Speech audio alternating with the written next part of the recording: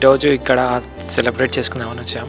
And first thing నాకు ఇక్కడికి వచ్చాక చాలా హ్యాపీగా ఉంది. ఎందుకంటే రోడ్ల మీద బస్ స్టాండ్లలో పాపం పడుకొని తిరుగుతునే వాళ్ళ అంటే మతి స్థిమితంలో లేని వాళ్ళని ఇక్కడికి తీసుకొచ్చి వీళ్ళు చాలా మంచిగా ట్రీట్ చేశారు. నాకు ఒక్కొక్క ఫ్లోర్ చూపిస్తుంటే చాలా హ్యాపీ అనిపిస్తుంది.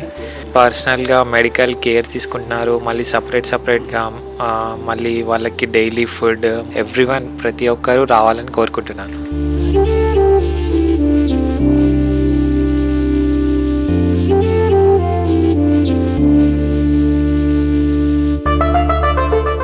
అమ్మా నాన్న అనాథాశ్రమంలోని అభాగ్యుల ఆకలి తీర్చేందుకు మానవతామూర్తుల అన్నదాతల సహాయాన్ని కోరుతున్నాము. ఈ రక్షణాలయంలో జీవిస్తున్న నిర్భాగ్యులకు 3 పూటలా అన్నదానం చేసేందుకు నిత్యావసర వంట సామగ్రి నిల్వలు సరిపోక ఇబ్బంది అవుతోంది. ఈ స్థితిలో ఆకలి తీర్చే మానవతామూర్తుల సాయం కోసం ఈ అభాగ్యులు ఆశగా చూస్తున్నారు. దయగల దాతలారా, వీళ్ళు మీ బిడ్డలే అనుకుని నిత్యావసర వంట సరుకులను అందిస్తే వాళ్ల ఆకలి తీరడం ద్వారా ఆ పుణ్యమంతా మీకే దక్కుతుంది.